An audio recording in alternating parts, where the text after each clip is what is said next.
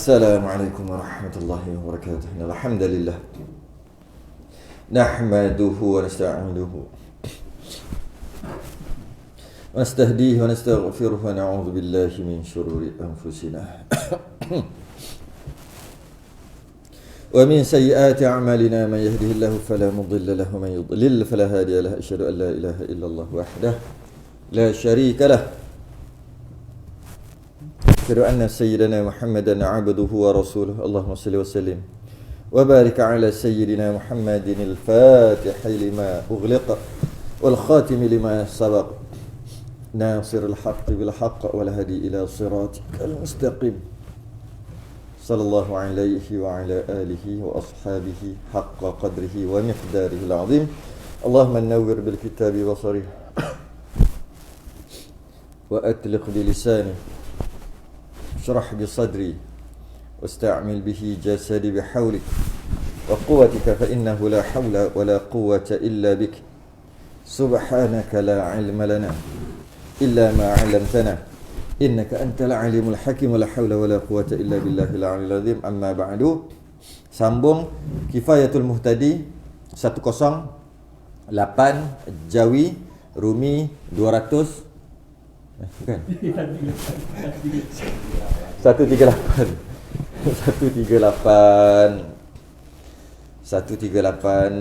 Jawi 108 Rumi 138. Masuk solat sunat tasbih. Qala al-mu'allif rahimahullahu ta'ala wa nafa'ana wa iyyakum bi'ulumihi fid darain amin ya rabbal alamin. Dan setengah daripadanya sunat sembahyang sunat lah. Sunat sembahyang tu masuk sembahyang sunat. Sembahyang sunat tasbih, iaitu 4 rakaat. Tasbih 4 rakaat dengan 1 salam. 4 rakaat 1 salam.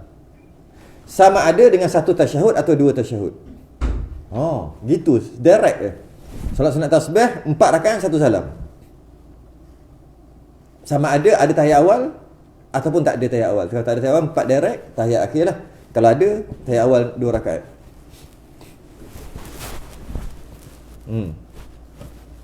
Sedangkan kita pernah dengar kan, dua-dua kan, buat dua-dua. Dua-dua ni pendapat Imam jatuh. Pendapat Imam Ghazali. Malam buat dua-dua, siang buat 4. Pendapat Imam Ghazali. Dalam kitab kita dia buat sekaligus gitu je, 4 direct. Imam Ghazali kata kalau siang sunat buat 4 direct, kalau malam buat dua-dua. Solat sunat tasbih. Solat sunat tasbih ni yang Nabi pesan dekat Sayyidina Abbas. Pakcik Nabi 2 orang je masuk Islam. Atau beriman dengan Nabi 2 orang. Satu Abbas, satu lagi Hamzah. 2 je. Abbas, Hamzah. Abbas ni ada anak nama Abdullah. Kita panggil Ibnu Abbas kan. Yang cerita ni bukan anak dia, Abbas sendiri. Nabi pesan dekat Abbas tadi bin Abdul Muttalib lah. Kan, Abbas bin Abdul Muttalib pesan kat dia, jika mampu solat sunat tasbih, solatlah setiap hari. Kalau tak mampu, buatlah macam mana? Setiap hari. Kalau tak mampu, setahun sekali ya. Tak mampu, macam itulah, sebulan sekali. Tak mampu, seminggu sekali. Ataupun masuk hari, setiap hari Jumaat. Seminggu sekali tu masuk setiap hari Jumaat. Tak mampu, terbalik terbalik. Ada pula makin banyak.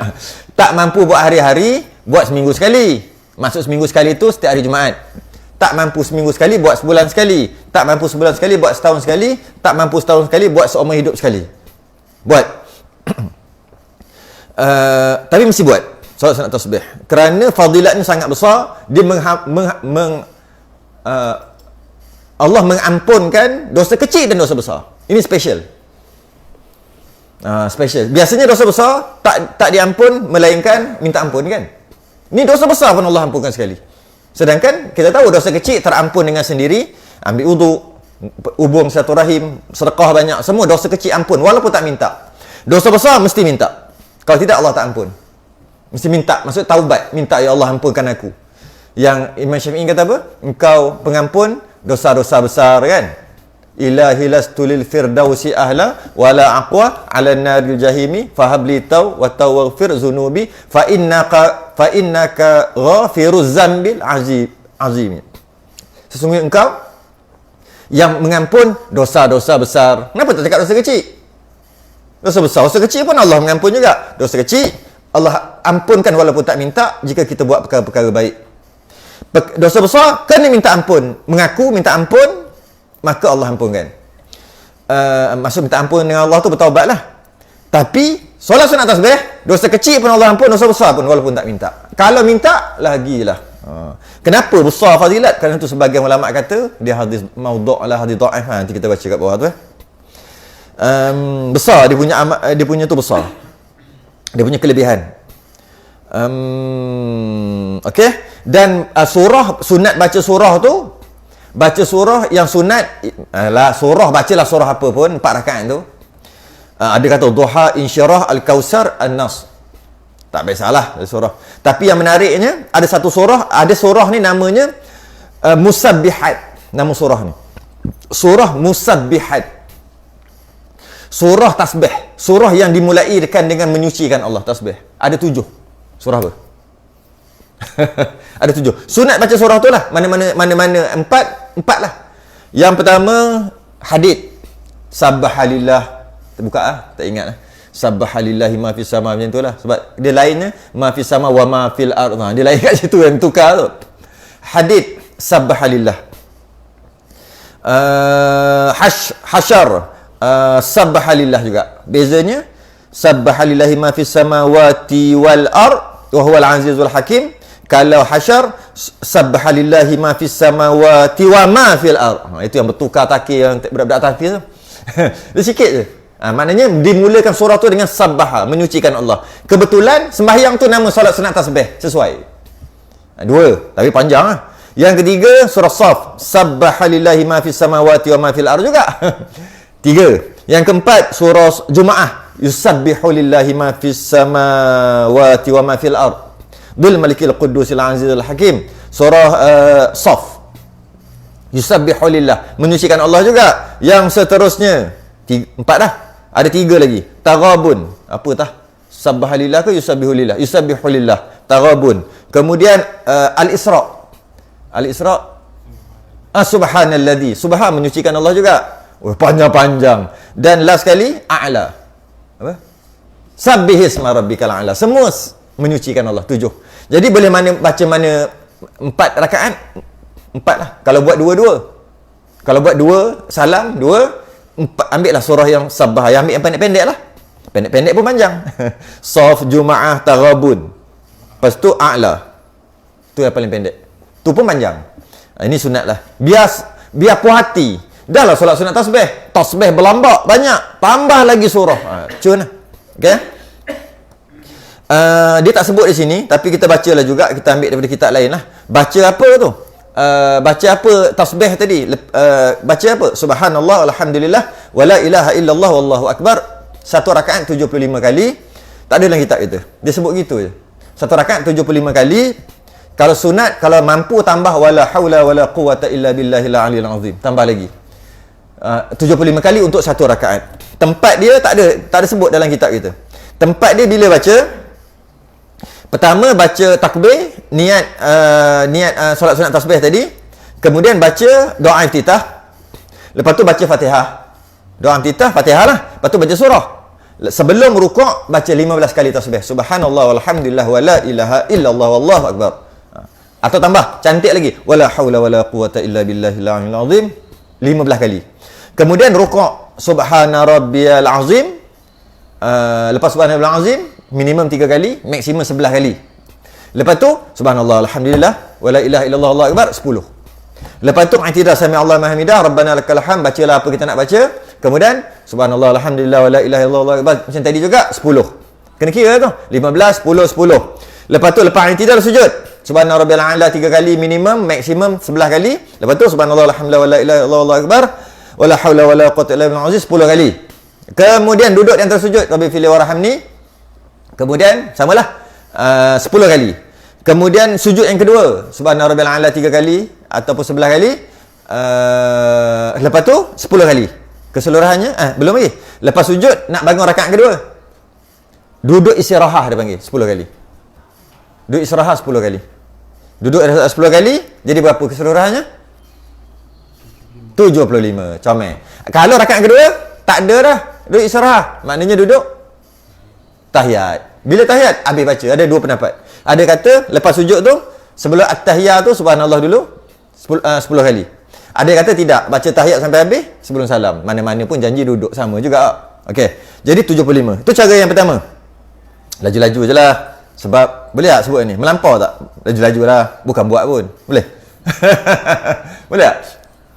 Sangka baik ke macam mana? Wah. Sangka baik tak? Sekarang. Kata baca laju-laju lah. Bukan buat pun. Amboi. Okey. Cara kedua sikit je beza je. Bezanya cara kedua dia tak baca ketika duduk istirahat. Tak baca. Maknanya kat situ 10 lah. 10 lah telah kurang. Maknanya tahiyat pun tak baca. Dekat tahiyat akhir pun tak baca. Istirahat dengan tahiyat akhir tak baca. Maknanya 10 tu duduk kat mana? Duduk masa berdiri. Masa bila baca masa berdiri tu? Duduk masa berdiri. Bukan. Ganti duduk istirahat atau duduk tahiyat, diganti 10 itu ketika berdiri. Berdiri awal-awal. Berdiri lah qiyam. Kan qiyam dah ada tak?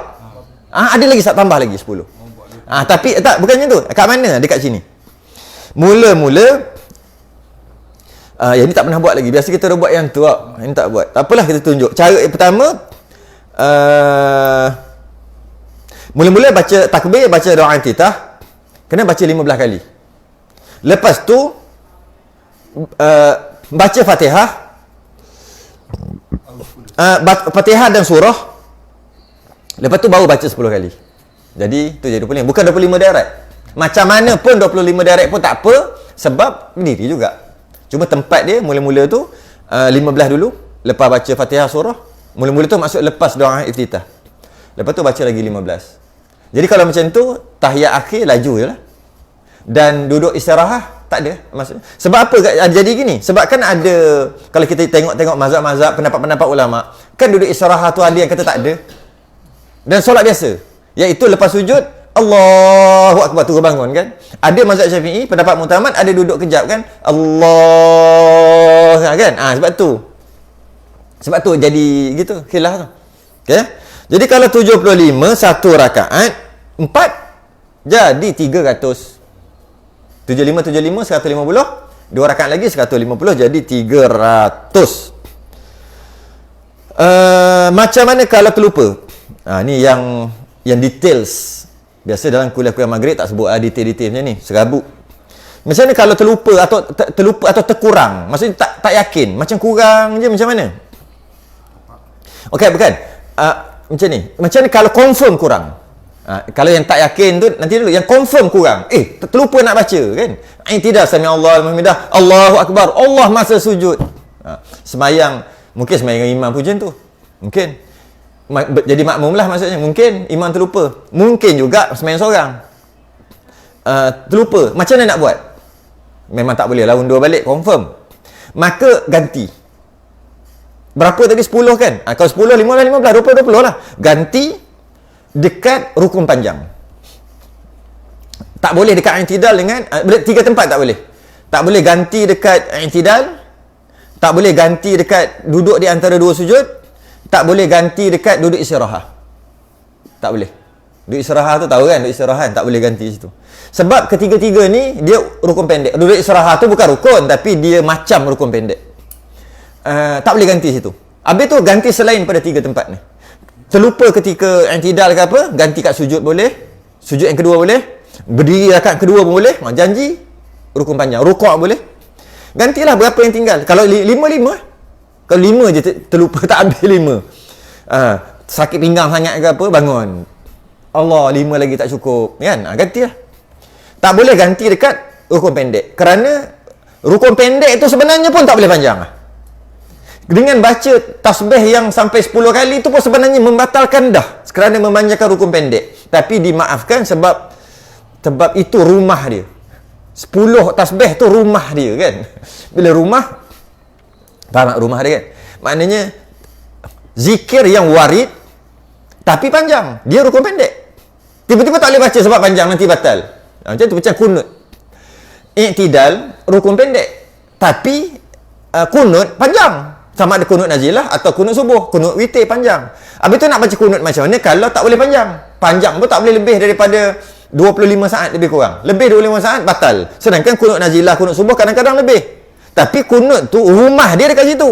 Jadi kita kan tak boleh nak baca kunut macam mana. Maka tak ada masalah. Sebab rumah dia di situ. Istilah panggil lah. Rumah kunut dekat situ. Macam tu juga tasbih ni, rumah dia dekat i'tidal, dekat duduk di antara dua sujud. Sebenarnya tak boleh panjangkan. Oleh sebab itu rumah dia bolehlah panjangkan. Cuma tak bolehlah masuk orang lain dalam rumah. Faham? Yang dia lupa 10 tu dia masuk orang lain dalam rumah tu. Jadi 20 ketika i'tidal, ketika duduk di antara dua sujud, batal. Sebab dia masuk orang lain dalam rumah. Yeah. Sebab yang tuan rumah tu pun ngam-ngam, cun-cun je. Aku ni untuk aku saja, muat-muat aku seorang dalam rumah ni. Kalau bukan sebab aku tuan rumah dah batal dah. Tidak masuk yang lain pula. Maka batal. Walaupun satu. Satu je tinggal, tak apalah. Jadi 11 kali. Qadha satu. Pun tak boleh. 3 tempat ni. 3 tempat. Duduk di antara sujud. I'tidal dengan duduk istirahat. Tak boleh ganti. Ganti tempat lain. Tak semestinya tinggal ketika sujud, ganti ketika berdiri. Tak semestinya. Boleh ganti ketika bila-bila. Janji, rukun panjang. Ada orang suka ganti dekat tahiyat akhir. Tahiyat akhir rukun panjang. Dia ganti kat situ. Suka sebab mudah sikit. Sebab rukuk nak ganti ni, Allah, hai. Kan? Nak ganti ketika sujud, alah, hai.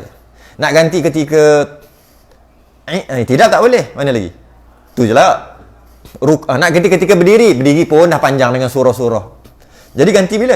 Duduk tahiyat akhir sebelum salam. Takut-takut lupa. Lupa habis ya. Jadi dia mesti 300 300. Jadi kita dapat faham kat sini kenapa nama dia. Okey, sebagai kesimpulan. Okey, kalau tak pasti, ambil yang yakin. Kalau katalah baca tak tahu, tak yakin sungguh, maknanya kira tak baca langsung. Sebab ketika rukuk sami Allah liman hamidah, Allahu akbar. Sami Allah liman hamidah, dia baca rabbana lakal, dia bacalah hamdan katsiran tayyiban, bacalah apa-apa pun. Kemudian dia pun terus sujud. Tapi dia berdiri tu agak lama. Masa dia sujud, tadi baca macam baca kot, tapi tak yakin, kira tak baca semua. Tapi kalau aku yakin baca 3, tak apa, tambah je lah yang 7. Tambah lagi 7. Kalau macam baca tak baca semua, ganti 10 dekat sujud ke kat mana-mana. 3 4 ambil 3 standard. 3 4 ambil 3. Ni bukan rakaat baca 3 ke 4 ambil 3. Tu standard. Biar lebih macam ni. Kaedah solat sunat tasbih, biar lebih jangan kurang. Sebab apa? Mari kita tahu sebab. Kenapa solat sunat tasbih nama solat sunat tasbih? Soalan dia bodoh-bodoh je tapi payah nak jawab. Kenapa solat sunat tasbih dinamakan solat sunat tasbih? Sebab dia banyak tasbih. Kan? Yalah. Banyaklah. Banyak. Banyak tu apa? Betul, banyak tu berapa? 200 banyak juga, 100 banyak juga. Malah kita semayang, banyak tak tasbih? Semayang biasa. Semayang sunat, semayang hajat lah. Banyak tasbih? Banyak. Berapa banyak tasbih? Ketika rukuk 3, tasbih lah tu. Ketika rukuk 2 kali dah 6 dah. Sujud 4 kali dah 12 dah. 6 campur 12, 18. Banyak tu tasbih ke 18 sikit? Banyak lah. Jadi, kenapa solat sunat hajat tak nama solat sunat tasbih? Itu kalau dia baca 3-3-3. Kalau dia baca maksimum 11 semua, solat sunat hajat 11, maknanya 33 satu rakaat, rukuk dengan sujud 2 sujud, maknanya 66 2 rakaat. Dia semayang lagi 2 rakaat, 66, jadi 132 dalam 4 rakaat tu. Dia baca 11 subhanallah subhanallah azim tadi. Kenapa tak boleh panggil dia solat sunat tasbih? Sedangkan banyak juga 100 lebih. Tu soalan. Ni soalan ni. Ini bukan jawapan, ni soalan. Kenapa dipanggil solat sunat tasbih sedangkan solat lain pun banyak juga tasbih? Paling kurang pun 18. Kalau kita baca banyak mungkin lebih sampai beratus, 100, tapi tetap tidak dipanggil solat sunat tasbih. Boleh tak kita kata sebab niat? Tak boleh. Sebab solat sunat tasbih martabat apa? Mutlak. Solat sunat tahiyatul masjid martabat mutlak, solat sunat ihram martabat, solat sunat tawaf martabat mutlak, solat sunat hajat martabat mutlak, istikharah martabat mutlak. Solat sunat qabliyah ba'diyah bukan martabat mutlak, bukan. Duha bukan, witir bukan. Solat sunat duha martabat dia berwaktu. Dia panggil martabat. Solat sunat berwaktu. Solat sunat witir berwaktu. Solat sunat qabliyah ba'diyah berwaktu. Solat hari raya bersebab. Ada kata berwaktu juga. Waktu ke sebab? Berwaktu juga. Berwaktu. Solat sunat gerhana bersebab. Bukan mutlak. Yang mutlak yang sebut tadi. Hajat mutlak. Tak, martabat dia tu mutlak. Bila martabat dia mutlak, maka kita tak boleh kata dengan niat tu jadilah solat tu, tak boleh. Tapi memang kita akan niat solat sunat istikharah, kita niat istikharah, maka jadi istikharah. Tapi sebenarnya bukan sebab kita niat. Bukan.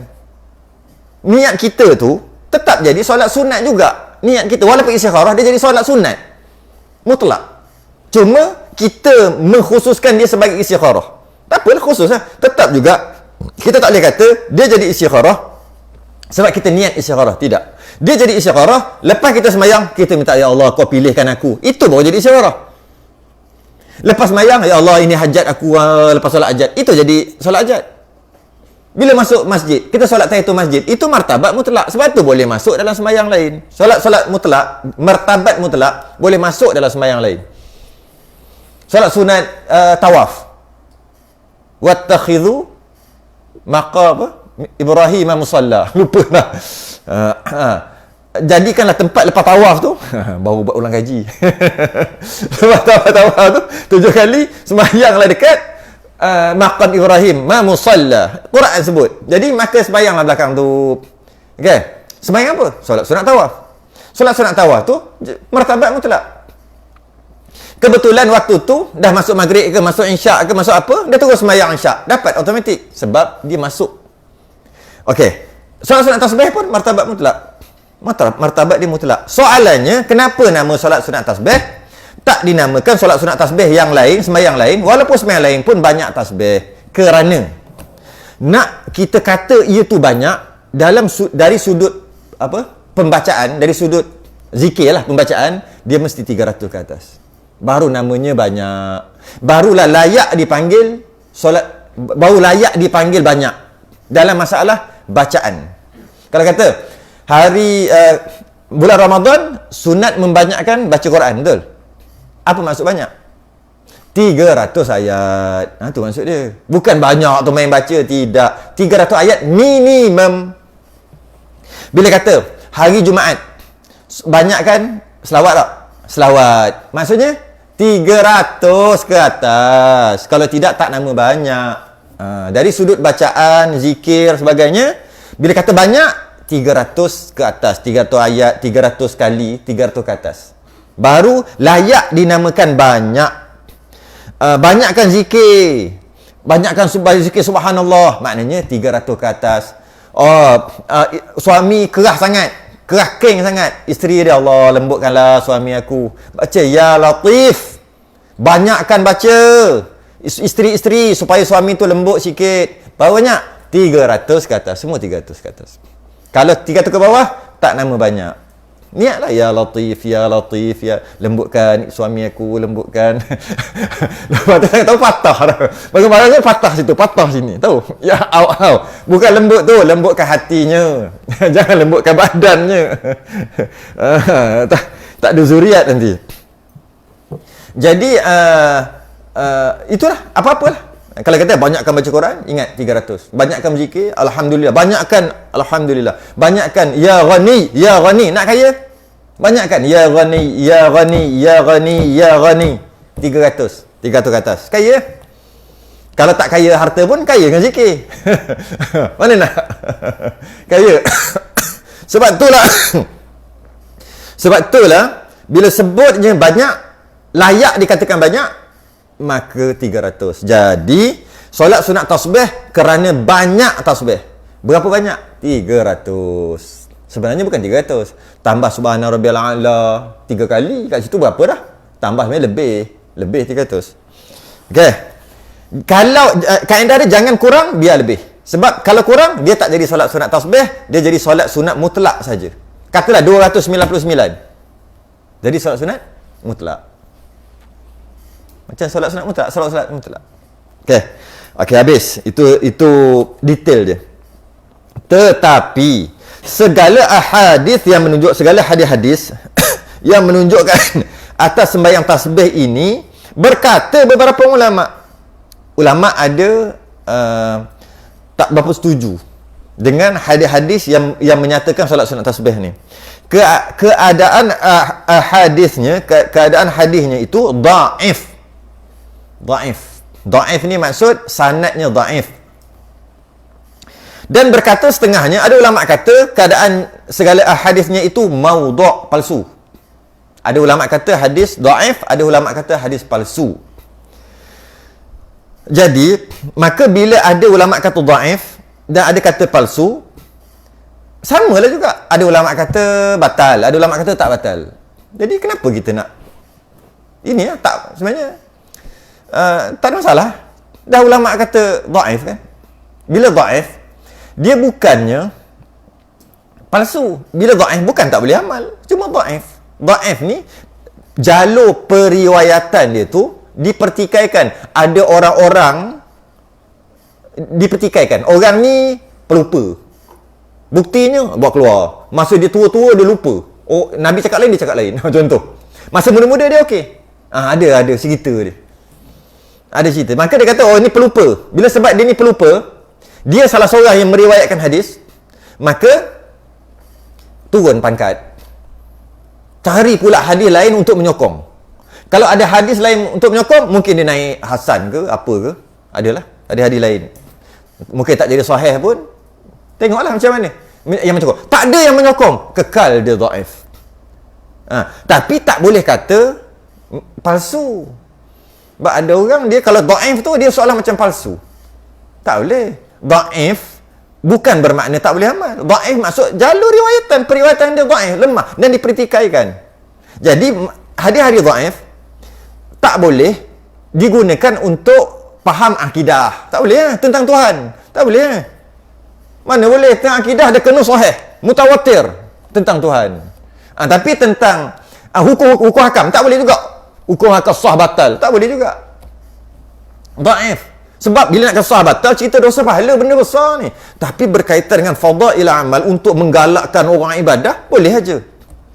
Boleh aja pakai. Jadi kita faham kat situ. Tapi ada ulama kata maudhu'. Samalah. Sentuh suami isteri kan, batal. Ada ulama kata tak batal. So, tak guna bincang. Kita tiba-tiba kata, tak apa, awak nak pergi masjid tu salam je isteri. Apa cakap macam ni? Apa pasal? Asal cakap macam ni? Kan dah tahu khilaf itu. Samalah. Tak boleh amal.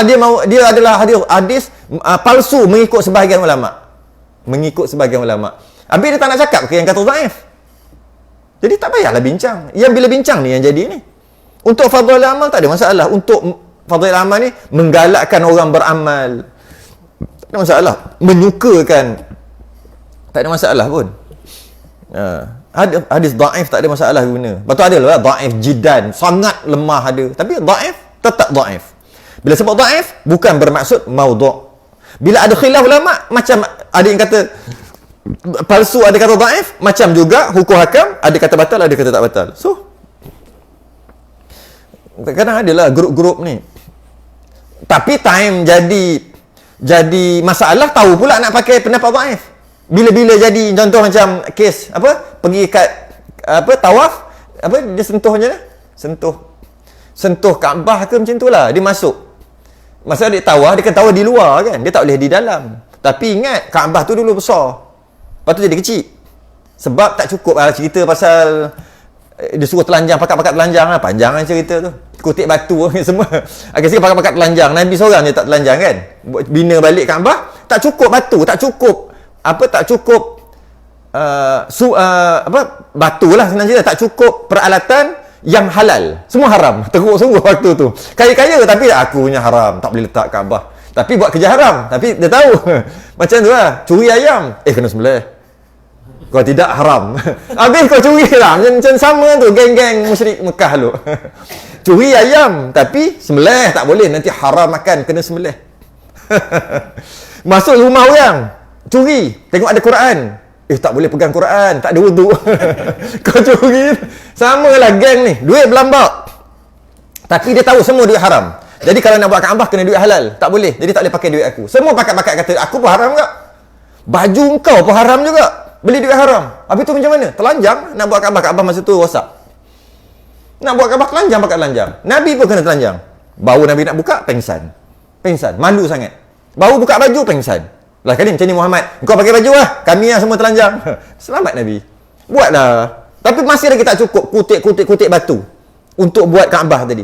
Kutik untuk buat Kaabah tak cukup. Akhir sekali terkeluarlah Hijr Ismail. Sebenarnya dia besar lagi. Sampailah sekarang. Tiba-tiba orang ni, ada kes baru ni kan, dia pergi tawaf, dia pergi pegang ke macam mana tak? Tak ingat lah.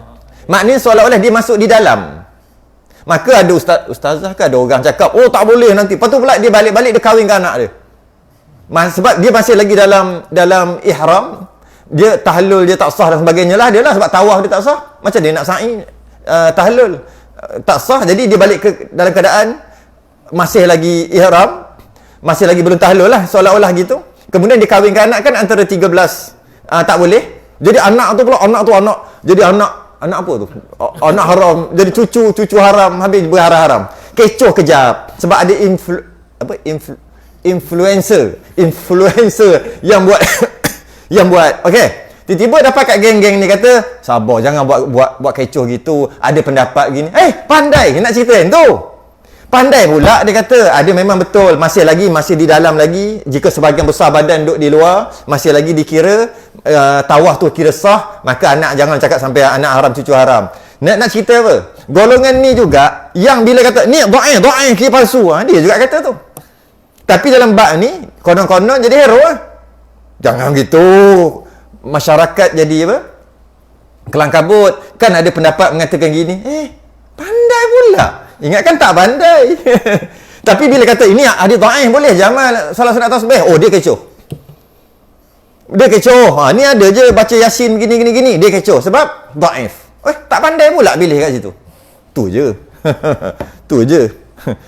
Pandai pula. Jadi bila kata ada kata maudhu', ada kata dhaif, untuk fadhil, kita bukan guna untuk akidah. Bab kata ada seorang hamba perempuan yang kata Allah dekat kat langit, Allah fis sama' tu, itu kalau kita tengok ulama kata itu dhaif, dia ambil pula kata Allah kat langit, guna hujah tu pula. Itulah kadang-kadang tak tahulah nak cakap macam mana. Jadi bila dia ada dua dah cukup lah. Memang boleh lah. Cuma dia nak bagi tahu, ada ulama kata dia adalah maudhu' ni, dia sebut nama-nama ulama. Kata Syekh Syihabuddin Abi Muhammad Abdul Rahman yang digelar dengan Abi Syamah Asy-Syafi'i pada kitabnya yang bernama Abbarith ala Ankaril Bid'ah wal Hawadith. Pada bab bicarakan sembahyang Ar-Raghaib.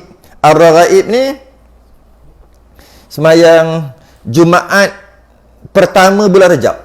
Sembahyang solat yang dilakukan pada hari Jumaat pertama bulan Rajab mengikut pendapat Imam Ghazali dalam kitab Ihya. Maka ada yang tak puas hatilah dengan hadis ni, tapi Imam Ghazali ambil sebab dia hadis dhaif. Tak ada sembahyang Jumaat pertama bulan Rajab, tak ada kata gitu. Imam Ghazali kata ada. Sebab Imam Ghazali ambil walaupun dhaif, ambil je lah. Ulama lain dia mungkin dia kata maudhu' hadis tu. Cerita pasal tu lah. Katanya maka sembahyang tasbih. Dia cerita tentang sembahyang yang dilakukan pada Jumaat pertama bulan Rajab. Sambil-sambil tu dia pun kata, maka sembahyang tasbih jika difardukan sahnya. Bukan difardukan tu bukan diwajibkan.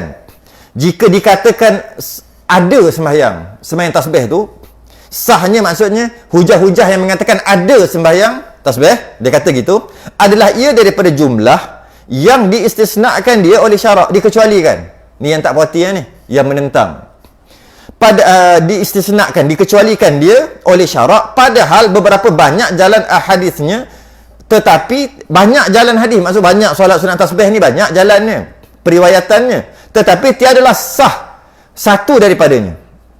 Satu pun tak boleh pakai, kata dia. Sebab ada masalah. Tak boleh pakai tu ada masalah. Problem jalan periwayatan walaupun banyak. Setiap satu tidak boleh menyokong satu yang lain. Sebab sama-sama dhaif. Kalau satu tu sahih, dia boleh sokong yang dhaif tadi. Ni tak ada, dia kata. Semua dhaif, sesama dia pun tak berapa nak boleh sokong sangat. Okey? Kerana tiada suatu jalan daripadanya yang nampak jernihnya dan sejahteranya. Tak ada nampak yang jalan periwayatan tu jernih molek. Mesti ada yang masalah. Ni pembohong. Oh, dia kata. Ni hadis ni tapi ada yang meriwayatkan seorang tu pembohong. Ada yang gitulah, pelupa. Ada yang sakit macam-macam. Okey? Dia kata tak jernih. Tak nampak jernih. Dan jangan engkau terdaya dengan barang yang disebutkan dia oleh Abu Daud pada sunannya. Oh, dia marah. Dia kata jangan, walaupun ada dalam hadis Abu Daud, dalam sunannya, ada dalam kitab dia lah, kitab Abu Daud ada, jangan terpedaya. Kasar juga. Yang berbudaya kata. Dan barang yang disebutkan dia oleh Tirmizi pada jami'nya sama juga, ada juga Imam Tirmizi. Dan barang yang disebutkan dia oleh Ibnu Majah pada sunannya jangan kamu terpedaya walaupun ada. Dan Al-Hakim pada Mustadraknya dan Al-Baihaqi pada sunannya, semua ni kitab ulama-ulama ni lah, hebat-hebat semua ni. Dan jangan engkau terdaya dengan barang yang dikarangkan dia oleh Al-Hafiz Abu Bakar Ibnu Ahmad bin Ali yang dihimpunkan padanya segala jalannya. Maksudnya tak terima juga. Padahal ada. Kerana hujahnya, walaupun ada dalam kitab-kitab para ulama, itu bukan bermakna boleh amal. Tu hujah dia. Dia cuma, dia dapat, dia letak. Tapi, kita sendiri yang kena cari sama ada dia, apa status dia. Dia kata gitu. Bukan ada dalam kitab je boleh amal. Tidak. Hadis-hadis ni. Ada yang kitab, mungkin juga dianya dhaif, mungkin juga maudhu', mungkin. Cuma kenapa letak? Sebab dia dapat, dia letak je lah. Kita lah kena cari sendiri. Kata mereka yang tak setuju ni lah. Jadi tak bolehlah kata, ada dalam kitab tu. Memang ada. Tak bolehlah kata gitu. Bagi mereka, ketat sungguh lah ni. Maka telah berkata Imam Al-A'immah Muhammad bin Ishaq Ibnu Khuzaimah pada sahihnya.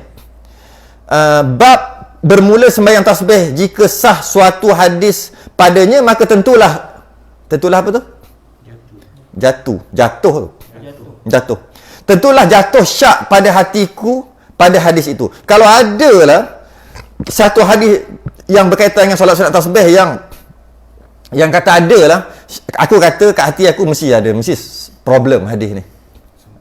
Something wrong. Mesti ada kata gitu. Ni semua yang tak setuju ni. Dan berkata Abu Ja'far Al-Uqaili, tiada warid. Warid tu datang kan? Tiada datang pada sembahyang tasbih itu hadis yang tetap, yang sempurna lah, yang puas hati. Dan telah disebutkan hadis sembahyang tasbih itu oleh Syekh Abu Al-Farj pada kitab Al-Mawdu'at. Mawdu'at ni kitab mawdu' palsu lah baginya. Dan ada dalam kitab Mawdu'at, maksudnya ada dalam kitab himpunan hadis-hadis palsu. Ada dalam. Dan menjadikan hadis sembahyang tasbih itu daripada hadis yang maudhu'ah. Dijadikan semua hadis yang berkaitan dengan solat sunat tasbih maudhu', palsu. Kerana segala jalannya tiada sunyi, segala jalan periwayatannya tiada sunyi, mesti ada daripada keadaan mauquf atau mursal atau dhaif. Adalah, ini semua bahasa hadis periwayatan dia. Mauquf tu waqaf, mauquf macam terberhenti lah. Mursal tu satu, dhaif, lemah. Ini kena cek balik apa istilah-istilah dia, ada istilah-istilah. Dia panggil ada hadis ahad. Ahad ni maksud dia seorang je riwayat. Dia je. Boleh saya ke? Dia seorang aja. Macam tu. Kalau betul hadis ni mestilah 3-4 orang sahabat. Dia ada juga. Ini semua istilah-istilah, istilah hadis.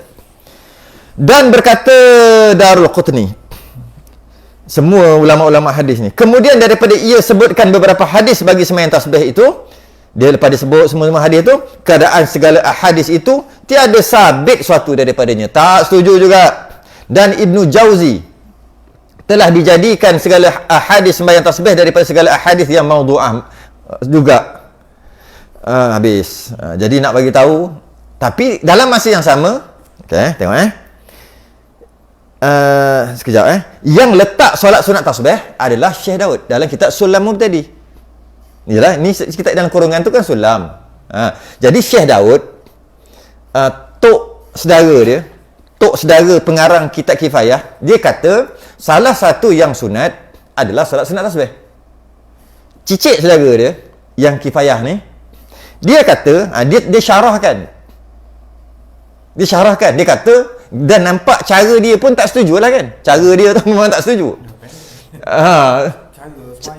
Cara semayang pun dia tak beritahu. Yang lain dia syarah. Maknanya dia pun tak setuju. Dia tak setuju kepada, tapi tetap juga dia tetap dalam kitab dia. Mana boleh? Dia nak mensyarah kitab orang. Kitab orang tu Syekh Daud. Hebat, 1800, ujung 1800. Dia 192 lebih gitu. 1924 dia punya kitab. Syekh Daud 18, 1890 macam tu. Ujung 1800. Ataupun 12 lebih Hijrah, 12 lebih, 1200 lebih. Jadi dia tu ulama besar yang mengarang kitab Sulam. Jadi dia nak tolak mana boleh? Tok guru besar. Tapi dia tak setuju, maka dia syarah gini. Sekarang ni ada ke solat sunat tasbih? Adalah. Iaitu mengikut hadis dhaif.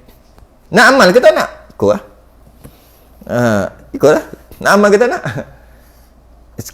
Kita bukan masalah nak amal ke tak nak. Kita lebih kepada boleh amal ke tak. Mampu ke tidak. Kita lebih ke situ. Sebab yang solat sunat tasbih ni, apabila selesai 22 qabliyah ba'diyah. Sehari 22 rakaat. Qabliyah ba'diyah yang 10 dengan 12 tu selesai dah. Bawa ada tasbih. Yang tu pun tak selesai, yang tasbih ni tak ada makna pun. Tak ada makna lah. Dan kena selesai maksimum 11 witir. Witir 11. Selesai tu. Dan juga lebih daripada dia adalah duha. Ambil maksimum 12. Berapa dah? 3 semua ni selesai, barulah ada cerita berapa lebih kurang lah, 22, 34, 40 lebih, dekat 40 lebih 50 rakaat selesai, barulah cerita tasbih ni. Soalannya kita bukan cerita dhaif tak dhaif dah, mampu tak mampu aja. Kita bukan bahas dhaif tak dhaif, kita bahas mampu tak mampu. Kena selesai yang tu dulu baru cerdik. Ini tak, yang tu tak seketat, yang sebut 50 tadi tak selesai, pergi solat sunat tasbih, itu tak cerdik. Tak cerdik Baik solat sunat tasbih tu, buat solat tadi walaupun qadaan kan. Okay, habis. Dan sunat yang tiada muakkad itu beberapa banyak lagi solat sunat yang tidak muakkad. Yang lainnya seperti sunat zawal. Zawal ni gelincir, iaitu 2 rakaat atau 4 rakaat, waktunya mengiringi gelincir matahari. Gelincir ni apabila matahari atas kepala, dia panggil istiwa, bayang-bayang tak ada, tunggu dalam 5 minit lebih kurang, bayang-bayang ada dah di arah yang berlainan kan. Mula-mula letak matahari nampak, bayang-bayang duduk tengah matahari, bayang-bayang duduk alik tu. Pendek kecil je. Dulu dia panjang, pendek lah. Sehinggalah pendek. Lepas tu matahari betul-betul atas kepala, hilang bayang-bayang. Ada bawah tapak kaki lah. Lepas tu 5 minit, 10 minit macam tu, pop, bayang-bayang ada belah kok ni pula lah. Kalau bayang-bayang kok ni balik, dia memanjang balik, maknanya standby lah kiamat. Dia mesti kok ni. Yalah, mesti kok ni. Dia kok ni balik bayang-bayang. Dia berlawanan. Sebab nak terbenam lah pula. Bila dia berlawanan, ada sikit aja, tu namanya zawal. Sikit je. Oh, tu ada dah. Tu zawal. Atau bahasa lain, zuhur. Zuhur tu zahir. Terzahirlah bayang-bayangnya hilang kejap tadi. Ataupun, kita panggil zawal boleh juga. Ataupun bahasa Melayu kita panggil gelincir pun boleh juga. Gelincir matahari. Gelecoh matahari. Okey, ada. Jadi bila ada je sikit, maka waktu tu boleh solat sunat qabliyah zuhur dah boleh dah. Solat sunat fardu zuhur pun boleh. Tapi jangan lupa ada lagi solat sunat zawal. 2 rakaat atau 4 rakaat. Maknanya itulah maknanya solat sunat dulu 4 rakaat, solat sunat zawal, lepas tu 4 rakaat lagi solat sunat qabliyah. Lepas tu 4 rakaat lagi solat sunat fardu zuhur, kemudian 4 rakaat lagi solat sunat ba'diyah. Cakap je lah, sembang je lah. 2 rakaat pun kejap ada kejap tak ada. Sembang sedap. Sembang gajah mati boleh kena pijak. Bukan gajah pijak kita pijak gajah. Tu sembang ni sedap. Kat dalam ramai-ramai ni seorang je yang pakai baju belang-belang, seorang yang sana dia je, yang lain tak boleh buat. Yang tak ada sembang lah, dia seorang ni. Masya-Allah. Dan solat sunat tahiyatul masjid. Kena berhenti awal lagi ni, jap. Last solat sunat tahiyatul masjid, last. Dan solat sunat tahiyatul masjid, walaupun last tapi dia panjang. Nak tak kemah lagi barang. Kain ihram duk kat mana tahu? Duk cari ni. Esok nak gerak lah. Habislah macam-macam.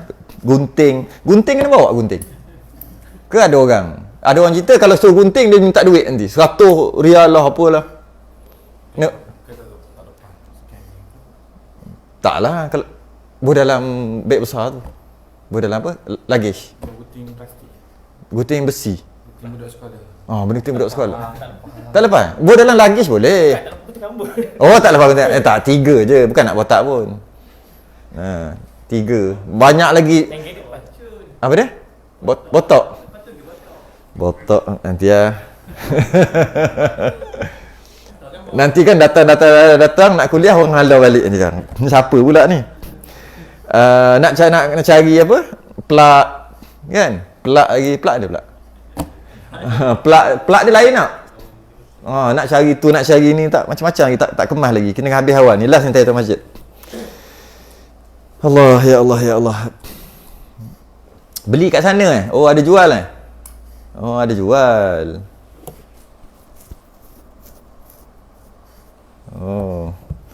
Macam-macam lagi tak siap.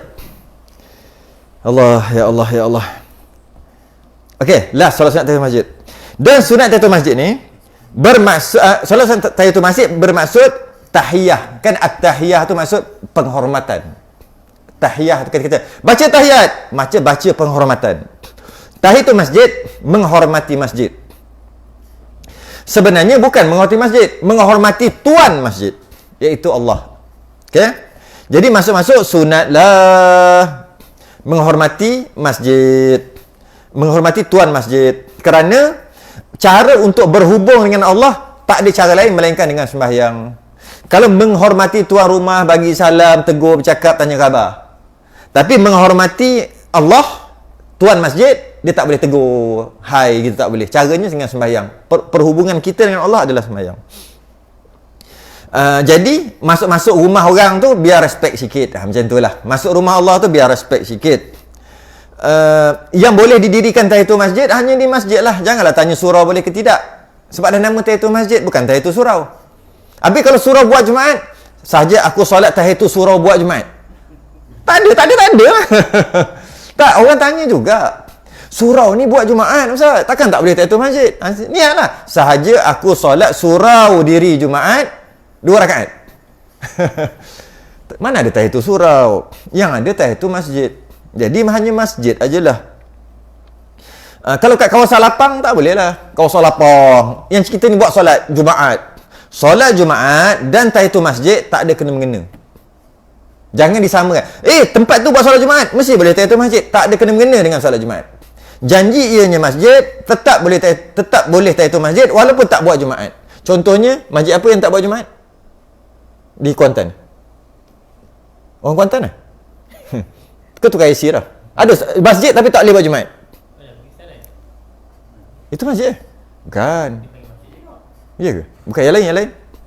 Yang tu tak tahu. Mana orang Kuantan? Semua tak mengaku orang Kuantan lah.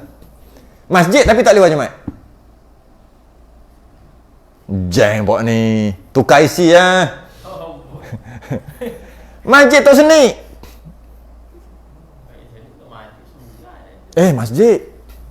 Masjid. Sebab dulu buat Jumaat. Sebelum buat. Dia tak kisahlah masjid lama, masjid baru. Yang penting namanya masjid.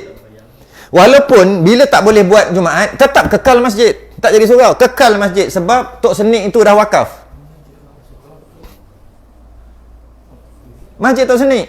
Tuan guru besar tu Tok Seni. Tak? Kenal? Oh, Kuantan tak? Oh, Kuantan. Oh, tunggu sini terus.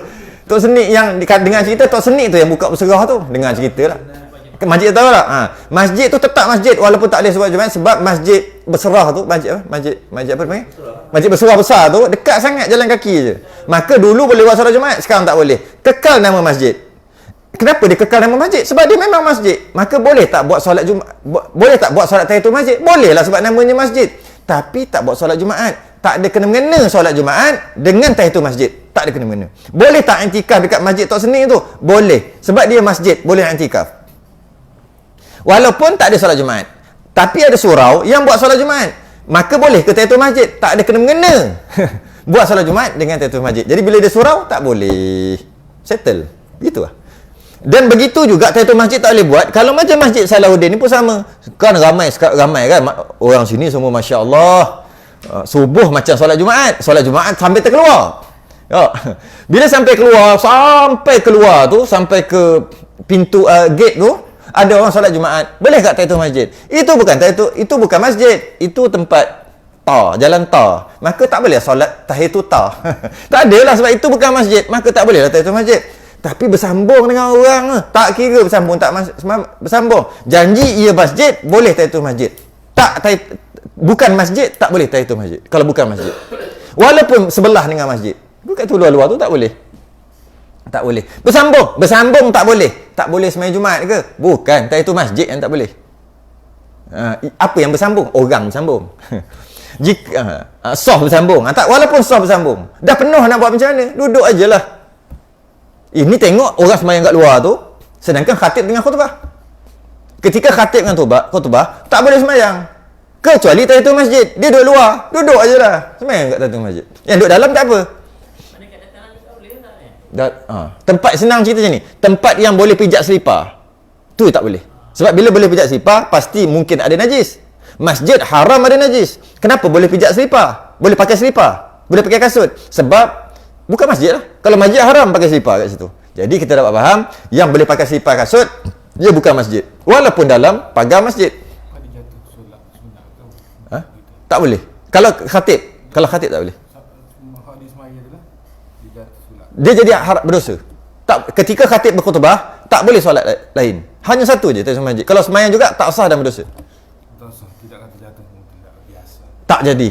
Sebab tak boleh. Semua sembahyang tak boleh dilakukan ketika khatib sedang berkhutbah. Kecuali tahiyatul masjid. Ataupun nak gabung tahiyatul masjid dengan qabliyah. Boleh. Janji tahiyatul masjid itu ada. Mana-mana boleh. Sebab dua-dua pendapat ada. Ada niat qabliyah, automatik tahiyatul masjid. Dapat. Niat tahiyatul masjid, gabung pun boleh juga. Ibn Hajar Syekh Ramli kata tak payah niat tahiyatul masjid, automatik. Kan? Standard lah. Cerita sama je tu. Ibn Hajar jap.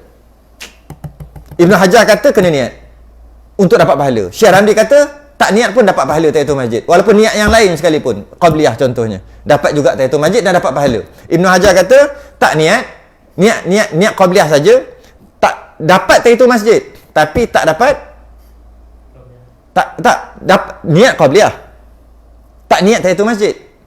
Kata Syekh Ramli dapat dua-dua pahala, sah dua-dua. Kata Ibn Hajar dapat tahiyatul masjid tapi tak dapat pahala. Sebab innamal a'malu binniyat. Kuat juga. Ini Ibn Hajar lagi kuat lah biasanya. Syekh Ramli pun kuat juga. Hebat dua-dua. Dua-dua mazhab Syafi'i. Hanya dapat tahiyatul masjid tapi tak dapat pahala. Sebab tak niat. Tapi kita biasa Syekh Ramli. Senang tak? Sekali ke. Macam tu lah gabung puasa qada dengan puasa 6. Sama je, cerita sama dua orang ni. Yang kata kena niat sekali lah puasa 6, puasa qada beserta puasa 6. Baru dapat bulan Syawal. Kata tak payah, puasa qada automatik dapat. Kena pula hari Isnin automatik dapat puasa Isnin. Kena pula hari putih 15, 16, 13, 14, 15 dapat lagi. Kata Syekh Ramli. Kata Ibn Hajar, mana dapat? Niat lah. Dapat tapi pahala tak dapat. Niat baru dapat. Innamal a'malu binniyat kan. Yang bestnya yang bestnya apa? Okey, bila kedua-dua ulama kata dapat tahiyatul masjid, tapi seorang kata dapat pahala, seorang kata tak dapat pahala, tapi tahiyatul masjid tetap dapat, okey? Maka ulama buat masalah. Jika dia menceraikan isteri, dia kata, kalau aku solat tahiyatul masjid, jatuh talak. Satu. Dia pun masuk ke masjid, tak niat tahiyatul masjid, dia sembahyang apa-apalah, sembahyang maghrib. Tapi tak duduk lagi. Terus sembahyang maghrib.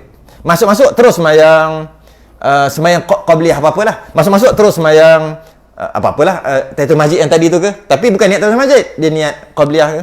Senang cerita, masuk-masuk tanpa duduk, masuk-masuk masjid tanpa duduk terus sembahyang. Adakah jatuh?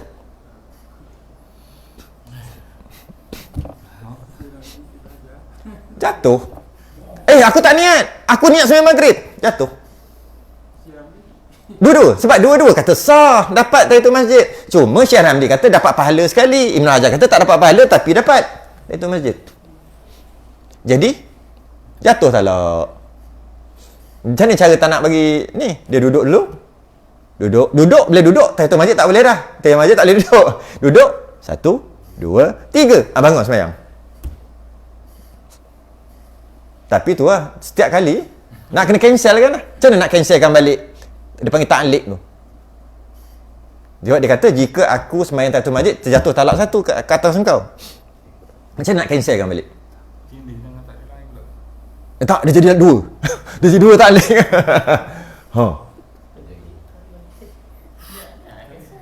Niat cancel? Tak boleh. Tak boleh. Ta'liq tak boleh niat cancel. Mazhab Syafi'i malah majoriti mazhab bila ta'liq tak boleh tarik balik. Sebab ada cerita lafaz ni. Tak boleh tarik. Kalau boleh tarik, yang baca jadi ingat masa kahwin dulu. Kalau tak ingat kena kahwin sekali lagi. Lepas kahwin dia suruh buat apa? Dia kan ingat tak? Lepas sah. Lepas tu dia suruh buat apa? Sign. Betul? Yang baru-baru kahwin mana? Semua gengnya lama, mana geng baru. Ni tak kahwin langsung. Tak ada hal harap je ni. Dia suruh apa?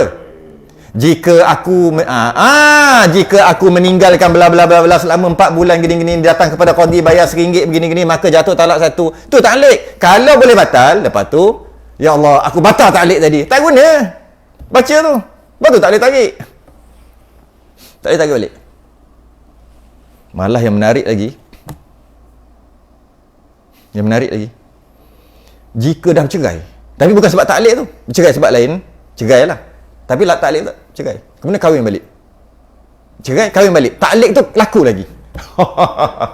Laku lagi. Jeng. Maknanya bila ta'liq tu dah ada, dia ada kekal. Ta'liq kena langgar. Nak kasi hilang kena langgar. Langgar hilang. Tapi jatuh talak satu. Itu kalau talak satu. Kalau talak 3? Kena bagi berlaku. Kalau talak 3? Memang tak boleh buat apa? Boleh pergi perlih.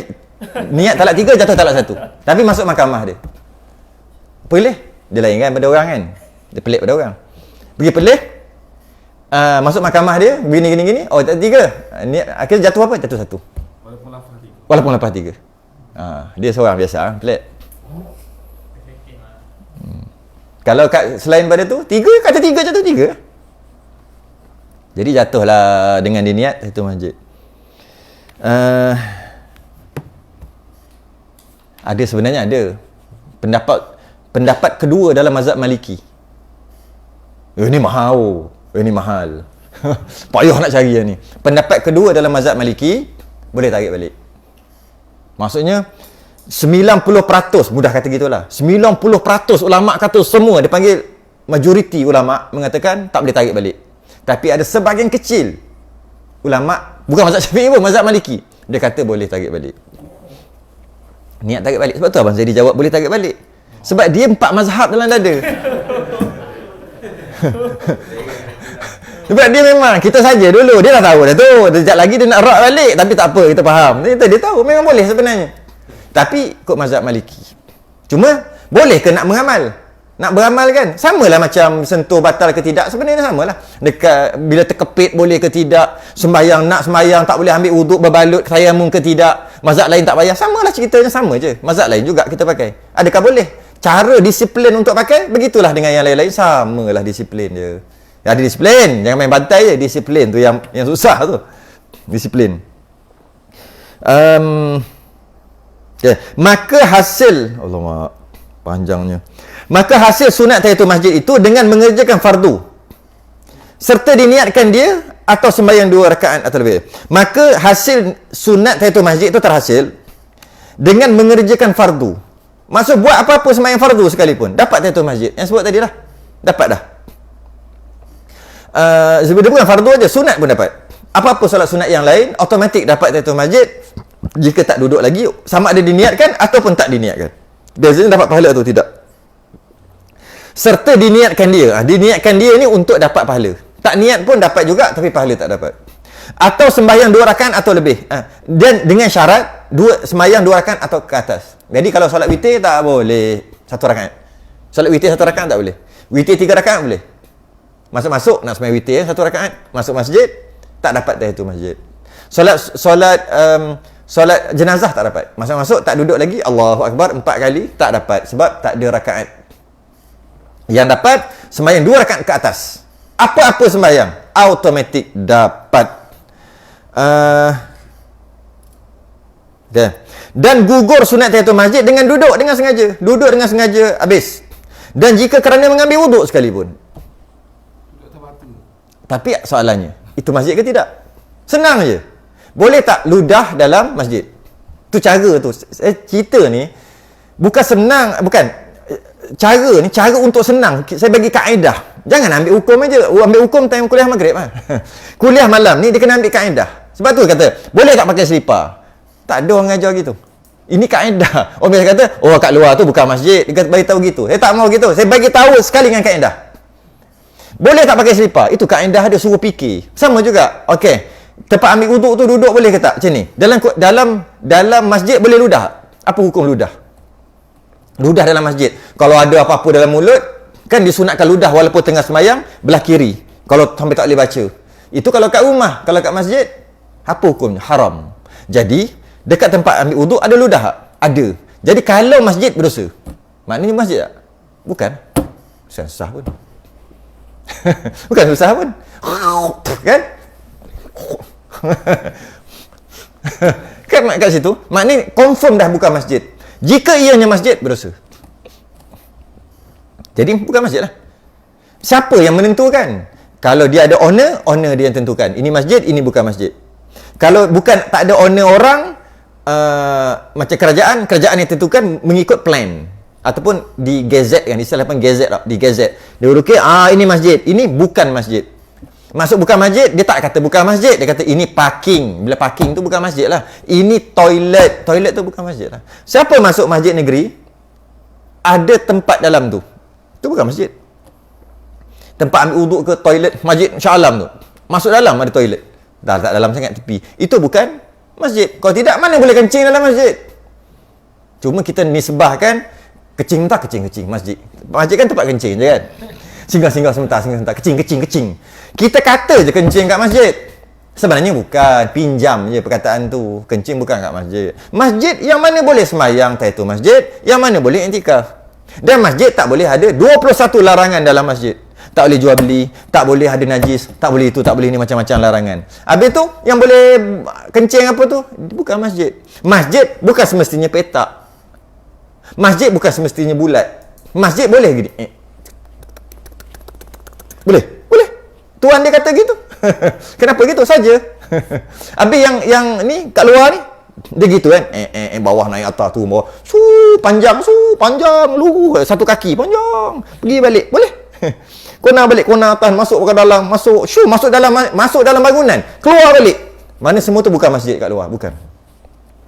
Habis yang masjid yang tu je lah dalam tu. Kenapa dia buat panjang itu? Dia kata sini untuk orang haid dia boleh masuk, dia duduk sini walaupun nampak macam dalam masjid, tapi kapet dia warna merah. Contoh, kapet merah ni owner dia ataupun kerajaan ataupun orang yang bertanggungjawab, dia nisbahkan, dia niatkan bukan masjid. Dan maka dia letak kapet merah. Bila kapet merah, orang yang nak dengar kuliah apa boleh duduk. Walaupun duduk sebelah, ini kapet biru, ni kapet merah. Oh, dia boleh duduk sini? Haid, boleh. Sebab bukan masjid. Tapi tak adalah orang buat gitu. Cuma boleh. Tapi orang duduk kat kapet merah, tak boleh lah tahiyatul masjid. Tak boleh lah iktikaf. Nak iktikaf, ngesok sana. Ngesok sini. Boleh. Bab masjid ni panjang lagi sebenarnya. Macam mana nak jadi masjid, kena wakaf, kena gitu gini, panjang lagi. Jadi mengambil wuduk sekalipun, ambil wuduk duduk. Malah bukan ambil wuduk sekalipun, pecah stokin sekalipun. Masuk kan, pakai stokin. Nak ambil wuduk kan kena pecah dulu. Duduk. Maknanya ambil wuduk tak ada masalah duduk sebab dia bukan masjid. Buktinya boleh lalu dah. Habis tu kalau pecah stokin dekat situ tak apa. Tapi kalau masuk dulu duduk bentar, buka kipas, duduk kat ni, buka kipas, duduk buang stokin. Lepas tu pergi ke tempat ambil wuduk, habis. Jadi macam mana nak buat? Boleh je. Duduk keluar sekejap, keluar ke tempat dia. 1, 2, 3. Masuk balik.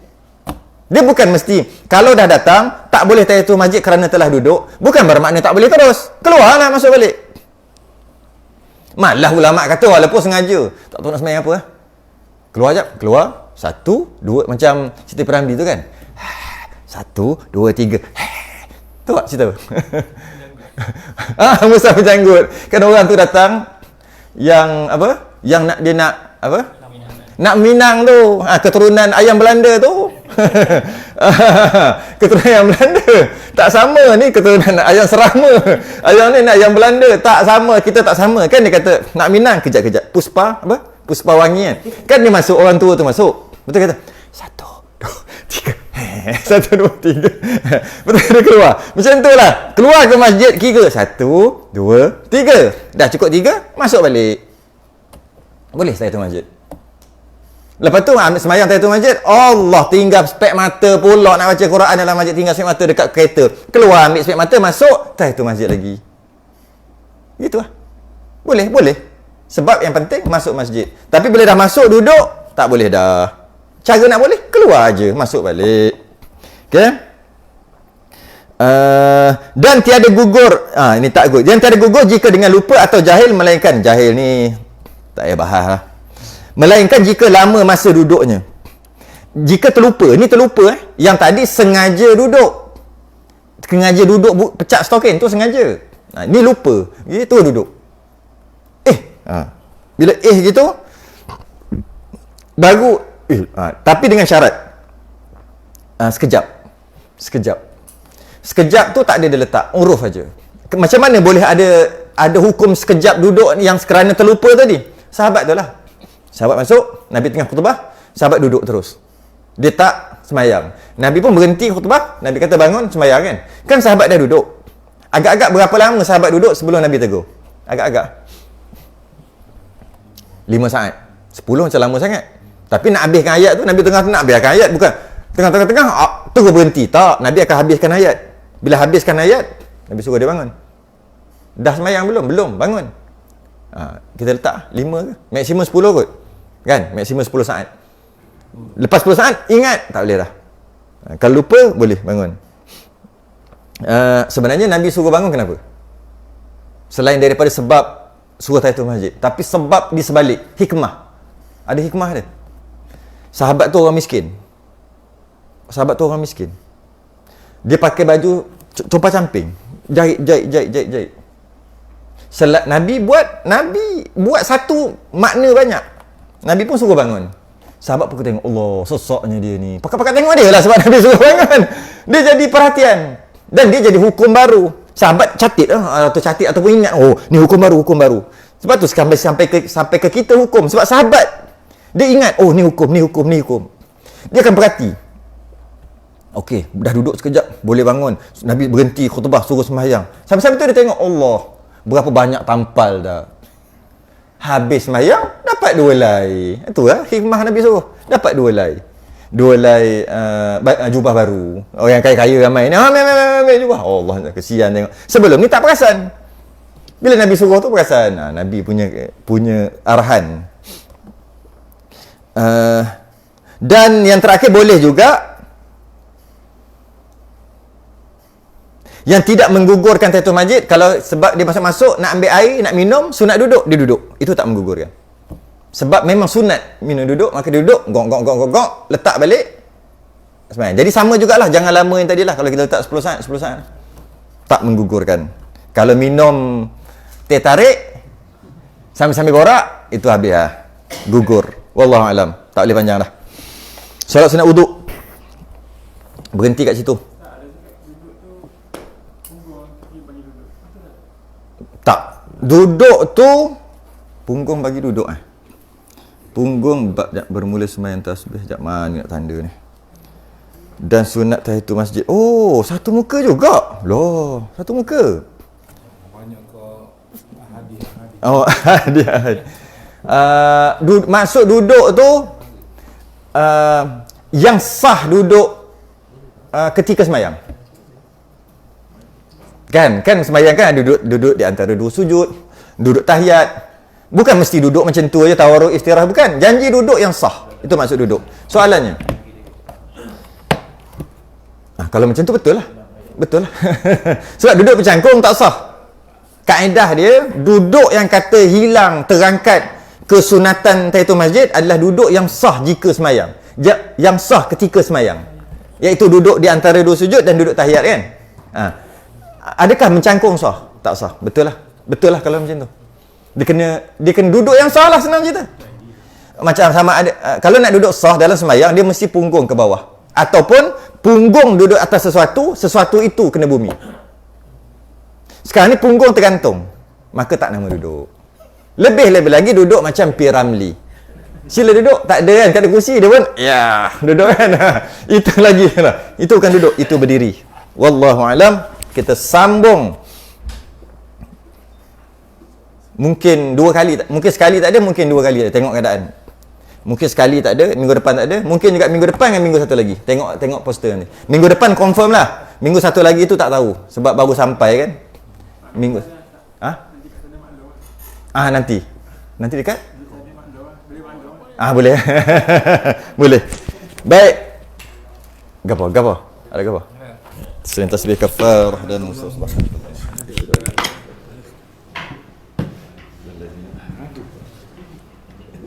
Assalamualaikum.